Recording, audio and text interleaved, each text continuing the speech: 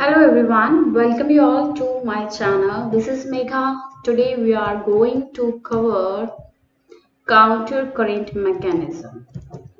Okay, so let's start this topic counter current mechanism, right?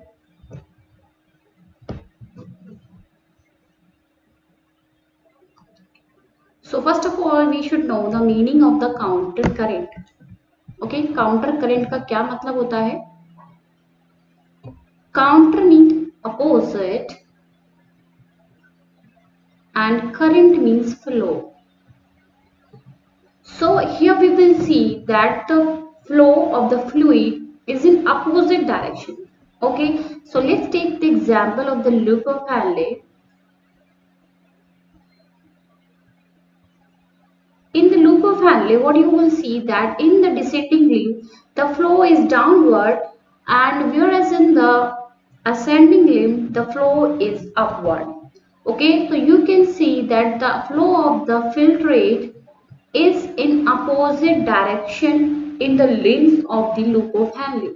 Okay, so you can understand by this that the flow is opposite flow that we call counter current. Counter current का मतलब ही यही होता है कि जो flow है वो opposite direction में है।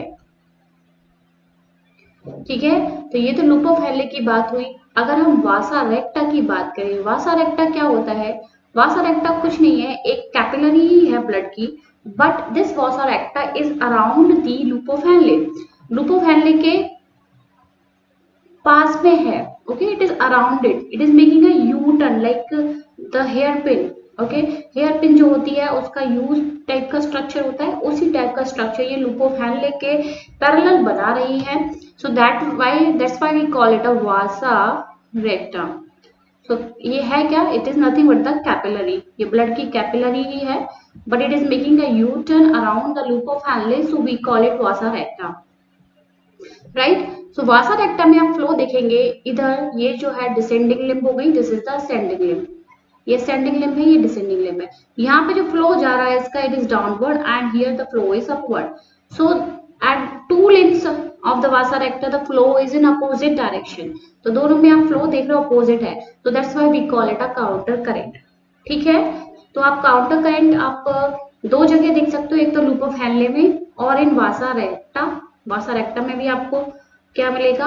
अपोजिट फ्लो, यहाँ से नीचे जा रहा है ब्लड, यहाँ से ऊपर आ रहा है, और in between the vasa रेक्टा and loop of Henley also you will see the counter current. देख सकते हैं हम, यहाँ पे जो है फिल्ट्रेट ऊपर जा रहा है। ठीक है, फिल्ट्रेट ऊपर जा रहा है और यहाँ पे जो ब्लड है that is moving down. So in between the loop of Henley and the vasa रेक्टा also counter current flow is observed, right? So you can see at three places in between the two limbs of loop of Henle. यहाँ पे ये नीचे है, यहाँ पे ये ऊपर है। In between the vasa recta, the flow is here downward, इधर ऊपर है, and in between the loop of Henle and the vasa recta, यानी कि यहाँ पे ये ऊपर जा रहा है, यहाँ पे ये नीचे जा रहा है। तो आप देख सकते हो कि तीन जगह आपको क्या दिख रहा है? काउंटर करंट फ्लो देखने को मिल रहा है। ठीक है, तो वासा रेक्टा हमने क्या बात करी? यू शेप ब्लड वेसल है। Okay, around the loop of Henley. अब इसका काम क्या है? एक तो ये ऑक्सीजन और न्यूट्रिएंट्स लेके आ रही है, क्योंकि इसको ऑक्सीजन और न्यूट्रिएंट्स यहाँ पे जो सेल्स हैं लूप ऑफ हेनले में, उसको ये ऑक्सीजन और न्यूट्रिएंट्स प्रोवाइड कराएगी। ओके, ये तो काम करेगी करेगी। दूसरा काम इसका जो है वो है to maintain the osmotic gradient. Okay, दूसरा काम इसका ये होता है कि जो मेडुलर रीजन है उसमें जो ऑस्मोटिक ग्रेडियंट है, यहाँ पे सबसे ज्यादा कंसंट्रेशन होती है लूप ऑफ हेनले की टिप पे। टिप को बोलते हैं papillae, renal papilla. So at this region maximum concentration is there, it is around 1200 to 1400 milliosmol per liter. So इसका दूसरा काम जो है वो इस कंसंट्रेशन को मेंटेन रखना होता है। ठीक है, तो काउंटर करंट मैकेनिज्म में हम दो चीजें डिस्कस करेंगे, that is the counter current multiplication, counter current multiplication, और दूसरा जो है, पहला तो काउंटर करंट मल्टीप्लिकेशन है और दूसरा है counter current exchange. Okay, in counter current multiplication this ascending limb of loop of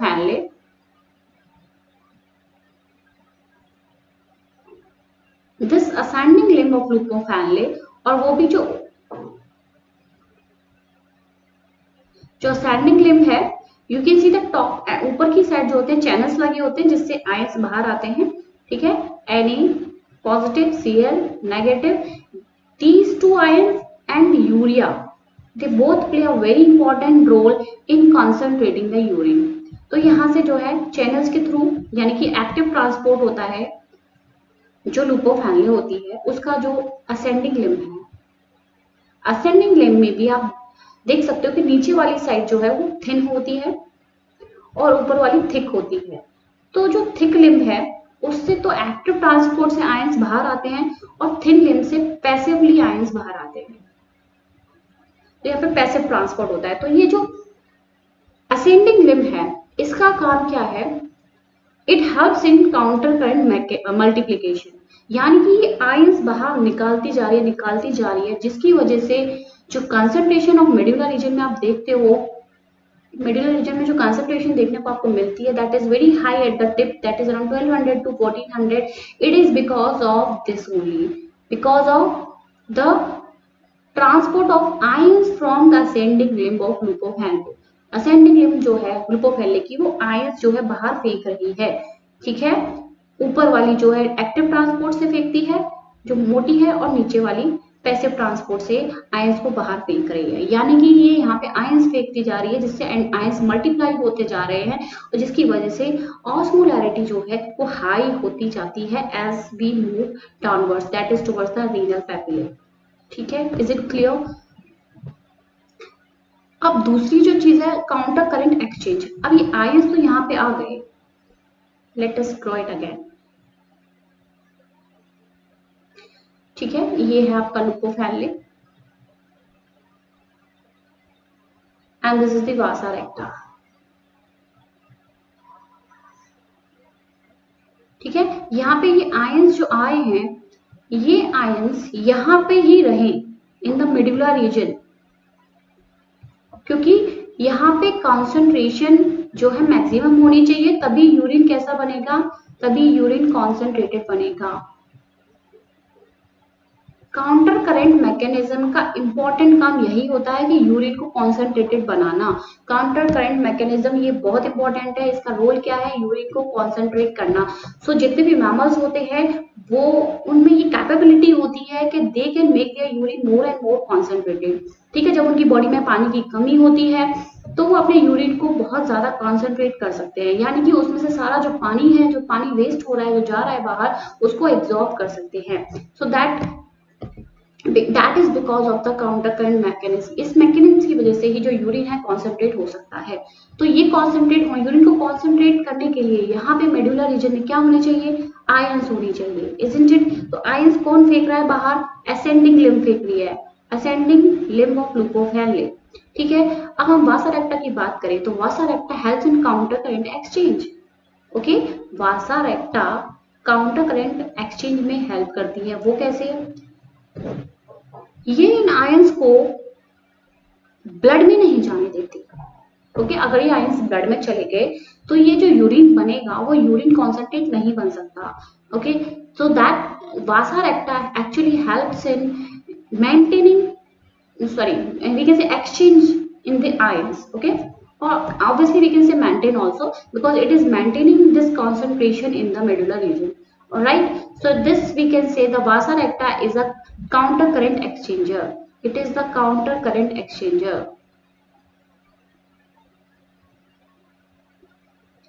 okay। जो आयंस को इधर वाली लिम्ब जो है आयंस को अंदर लेगी और यहाँ से आयंस बाहर निकल जाएंगे, यानी कि आयंस रहेंगे मेडुलर रीजन में ही, ब्लड के साथ नहीं जाएंगे। क्लियर है ये वाली बात। So let's learn in detail. So let's draw the loop of Henle, ठीक है, ये लुपोफैनले हो गया और इसके पास में जो है वो है vasa recta, this is vasa recta, right. Loop of Henle का जो असेंडिंग लिम्ब है वो क्या बना रहा है फिर बाद में, डीसीटी। डीसीटी के बाद क्या है, कलेक्टिंग डक्ट, ठीक है, ये है कलेक्टिंग डक्ट। कलेक्टिंग डक्ट ही है सबसे ज्यादा जो यूरिन को कॉन्सेंट्रेट करेगी। Collecting duct makes the urine more and more concentrated. ठीक है, सो लेट्स सी। सो सबसे पहले हम बात करते हैं यहां से जो ग्लोमेरुलस था which is making the peritubular capillaries, capillaries बन जाती हैं। These peritubular capillaries is making a turn around the tubules, okay, इसीलिए इनको peritubular capillaries बोलते हैं, which then forms the what, vasa recta। ठीक है, ये vasa recta बन गई। तो आपने देखा कि जो ब्लड की जो ऑस्मोलैरिटी है दैट इज 300 मिली ऑस्मोल पर लीटर। मिली ऑस्मोल पर लीटर। ऑस्मोलैरिटी हमने पहले भी डिस्कस किया था। ऑस्मोलैरिटी का मतलब होता है नंबर ऑफ सॉल्यूट पर लीटर ऑफ सॉल्यूशन। तो आपके पास अगर 1 लीटर की सॉल्यूशन है तो उसमें नंबर ऑफ सॉल्यूट्स कितने हैं। तो अगर हम ब्लड की बात करें पर लीटर में 300 सॉल्यूट्स होते हैं, इसलिए ब्लड की जो ऑस्मोलैरिटी है वो कितनी है, 300 मिली ऑस्मोल पर लीटर। इतना ब्लड जो है इस ट्यूब में बह रहा है, यानी कि हमारी जो ब्लड वेसल्स हैं, जितनी ब्लड वेसल्स हैं उसकी ऑस्मोलैरिटी कितनी होगी, 300 मिली ऑस्मोल पर लीटर। ठीक है, ये हो गई आपकी इंटरस्टिशियल मेडुलरी इंटरस्टिशियम स्पेस। ठीक है, मेडुलरी इंटरस्टिशियल स्पेस। ठीक है, ये मेडुलरी इंटरस्टिशियल स्पेस है।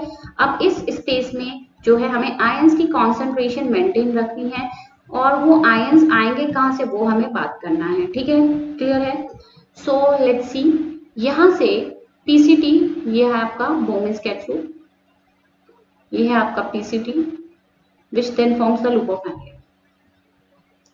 यहां से जो फिल्ट्रेट आ रहा है उसकी जो ऑस्मोलैरिटी है वो है 300 ही है। कॉर्टेक्स रीजन में इतना ही रहेगा। बट जैसे ही ये फिल्ट्रेट नीचे आएगा इसकी जो ऑस्मोलैरिटी है वो इंक्रीज होती जाएगी। ठीक है, क्यों होती जाएगी वो हम देखते हैं। रीजन इज दैट कि यहाँ पे जो पंप लगे हुए हैं, these pumps are regularly transferring the ions from inside to the outside. यहां से ये जो है पंप्स बाहर की तरफ आयंस फेंक रहे हैं। ठीक है, ये आयंस निकलते जा रहे हैं, यहाँ से पैसिवली निकल रहे हैं, वहां से एक्टिवली निकल रहे हैं। ये आयंस जो बाहर निकल रहे हैं, इन आयंस की वजह से क्या होता है, यहाँ से मैंने बताया था जहां भी आयंस ज्यादा होंगे वहां पे वाटर मूव करेगा। ठीक है, तो यहाँ पे 300 का ऑस्मोलैरिटी है, नीचे आप जाते जाओगे 400, 500, 600, 800, 900, 1000, 1200।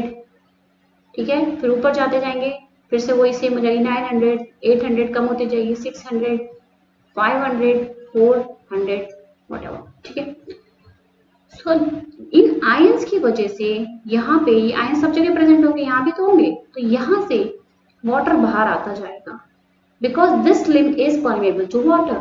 ये पहले डिस्कस किए हुए हैं हम कि ये वाली लिम्ब से पानी बाहर आ सकता है और इस वाली लिम्ब से आयंस बाहर आ सकते हैं। ओके, तो ये आयंस जो बाहर आ रहे हैं, इन आयंस की वजह से जो बाहर की जो ऑस्मोलैरिटी है वो नीचे की तरफ आप जाते जाओगे इंक्रीज होती जाएगी। मेडुलर रीजन में सबसे नीचे सबसे ज्यादा हाई ऑस्मोलैरिटी होती है, दैट इज 1200 टू 1400 हो सकती है। और इन आयंस की वजह से यहाँ से पानी बाहर निकलता रहता है। जहां जहां आयंस ज्यादा मिलेंगे वहां पे पानी बाहर निकलेगा, क्योंकि यहाँ पे तो 300 ऑस्मोलैरिटी का फिल्ट्रेट था, बाहर देखा कि 400 है ऑस्मोलैरिटी, तो आयंस क्या होंगे, obviously they will come out. Ions यहाँ ज्यादा है ना, सॉरी यहाँ से क्या आएगा, वाटर। आयंस ज्यादा है तो यहाँ से क्या बाहर निकलेगा, वाटर बाहर निकलेगा। जहां पे आयंस ज्यादा होते हैं वहां पे पानी बाहर अपने आप चला जाता है। ठीक है, अब ये क्या है, दोनों साइड इक्विलिब्रियम मेंटेन रखना है। तो यहाँ पे भी जो ऑस्मोलैरिटी होगी अंदर लुपोपैनले में, वो नीचे नीचे आते जाते 1200 ही हो जाएगी, क्योंकि बाहर की ऑस्मोलैरिटी और अंदर की ऑस्मोलैरिटी इक्विलिब्रियम में रखना चाहेगी, तो वो इक्वल हो जाएगी। अब ये फिल्टर जब ऊपर की तरफ मूव करेगा, तो जब यहाँ पे मूव करेगा तो आयंस जो है बाहर निकलते जाएंगे और क्या होगा, जो फिल्ट्रेट जा रहा है वो डाइल्यूट हो जाएगा। क्योंकि ये वाली जो लिम्ब है, ascending limb is permeable to ions, so only ions are coming out, no water can come out, only ions are coming, so the limb becomes more and more dilute, and not limb, the filtrate becomes, okay, the filtrate becomes more and more dilute as it moves up। ठीक है, जैसे DCT तक पहुंचेगा filtrate dilute हो जाएगा, right. ये हो गया मल्टीप्लीकेशन, यानी कि लूप ऑफ हैनले जो असेंडिंग लिम्ब है वो आयंस को मल्टीप्लाई कर रही है इंटरस्टिशियम स्पेस में। इसी की वजह से जो ऑस्मोलैरिटी है मेडुला रीजन की वो ज्यादा होती है as compare to the blood osmolarity. ठीक है, यहाँ की ऑस्मोलैरिटी बहुत ज्यादा होती है क्योंकि यहाँ पे पंप्स लगे हुए हैं, वो आयंस को लगातार फेंकते जा रहे हैं, आयंस इतने ज्यादा बाहर आ जाते हैं कि उसकी ऑस्मोलैरिटी इंक्रीज हो जाती है। क्लियर। अब हम बात करते हैं इन आयंस को यहाँ पे मेंटेन कौन कर रहा है। ये आयंस यहीं पर ही रहे, नहीं जाएं। ये आयंस रहेंगे तभी जो यूरिन है कॉन्सेंट्रेटेड बनेगा, क्योंकि इन आयंस की तरफ क्या मूव करेगा, वाटर। जब वाटर मूव करेगा तभी तो यूरिन कॉन्सेंट्रेटेड होगा। ठीक है, यूरिन वैसे जो फिल्ट्रेट आ रहा है, यूरिन तो वो यहाँ पे आते आते हम यूरिन बोलेंगे, अभी उसे फिल्ट्रेट ही बोलेंगे। कलेक्टिव डक्ट में आते आते वो यूरिन बन जाता है। यहाँ पे अभी इसमें से पानी निकलेगा, कौन सी लिम्ब से, डिसेंडिंग लिम्ब से। पानी तभी निकल सकता है जब यहाँ पे बहुत सारे आयंस हो। ठीक है, आयंस तभी होंगे जब ये डिसेंडिंग लिम्ब यहाँ से आयंस फेंकेगी, सॉरी असेंडिंग लिम्ब आयंस बाहर निकालेगी। तो ये वही काम कर रही है, सारे आयंस बाहर निकाल रही है। और जो है, जो फिल्ट्रेट है, जो सॉरी यहाँ से वाटर निकलता जा रहा है, जो फिल्ट्रेट आ रहा है वो कॉन्सेंट्रेट होता जा रहा है। अब इन आयंस को यहीं पर रखेगा, वो कौन हेल्प करेगा, वासा रेक्टा। वासा रेक्टा यहाँ, vasa recta is permeable to ions and water both, यानी कि इसके अंदर आयंस और पानी दोनों ही आ जा सकते हैं। तो यहाँ से तो ये इस लिम्ब से तो आयंस आ रहे हैं, तो आयंस इसमें एंटर कर जाएंगे, Na positive, Cl negative, K positive. ये आयंस जैसे नीचे आते, जब आयंस बढ़ रहे हैं तो इसके अंदर की ऑस्मोलैरिटी भी इंक्रीज होती जाएगी। टिप तक आते आते ऑस्मोलैरिटी बढ़ जाएगी, आयंस आते जा रहे हैं, तो टिप तक आते आते आयंस बहुत ज्यादा हो जाएगी, तो ऑस्मोलैरिटी बढ़ जाएगी, इजंट इट। अब जैसे ही ये filtrate, sorry, this blood is moving up, ये जो है असेंडिंग लिम्ब है।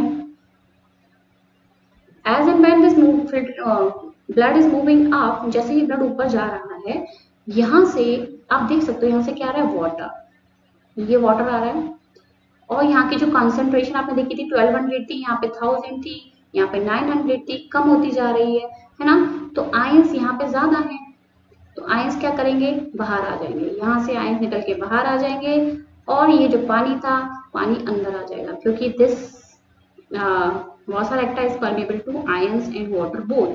तो आयंस बाहर कम है, जब ऊपर जाता जा रहे हैं तो आयंस कम होते जा रहे हैं, तो आयंस बाहर निकलते आएंगे और पानी अंदर जाता जाएगा।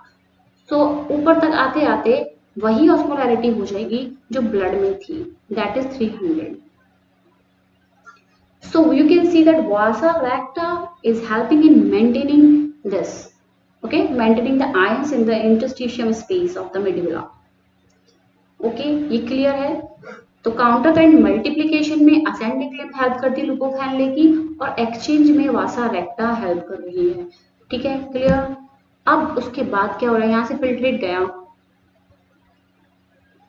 ये जो है कलेक्टिंग डक्ट से नीचे की तरफ लोअर साइड में कुछ यूरिया बाहर आ जाएगा, some of the urea comes out, and यहाँ पे एक हार्मोन है that is ADH which acts on the collecting duct so that the water comes out from here. ठीक है, अब यहाँ पे आयंस जब ज्यादा दिख रहे हैं, तो आयंस जब ज्यादा है तो जितने आयंस है उतना ही पानी बाहर आएगा। ओके, इट डिपेंड्स कि कितने आयंस हैं। अगर आयंस ज्यादा हैं तो ज्यादा पानी बाहर आएगा, तो यूरिन और भी ज्यादा कॉन्सेंट्रेट हो जाएगा। ठीक है, देख सकते हो यूरिया भी बाहर आ रहा है, यूरिया के पीछे पीछे भी पानी आ जाता है, right. Urea is also osmolyte, so you can see here any sodium ions, chloride ions and urea. These three are the osmolytes which help in concentrating the urine.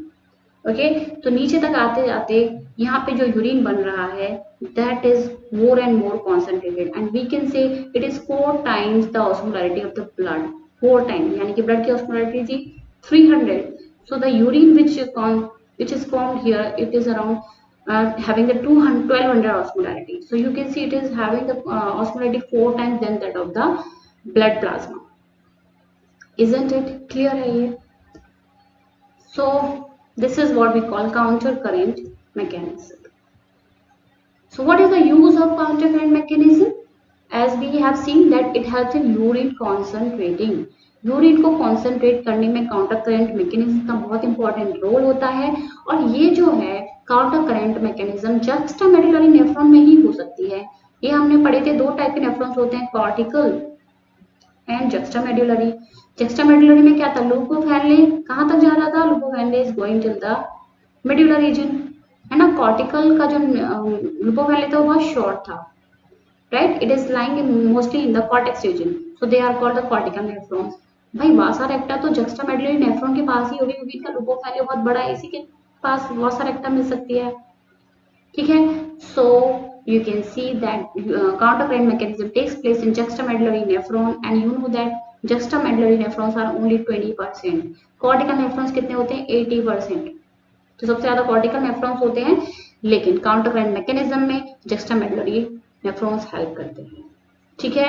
Counter current mechanism का काम क्या है, unit को concentrate बनाना, कौन help कर रहा है इसमें, loop of Henle and the vasa recta, ठीक है। Collecting urine in collecting duct and descending limb of loop of Henle.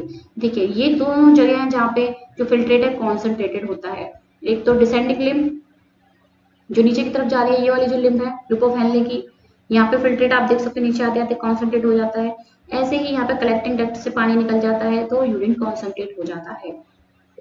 So urine gets concentrated in the collecting duct and the descending limb of loop of Henle, right? And NaCl, Cl negative, Na positive, and urea are the major osmolyte which helps in making the urine more and more concentrated.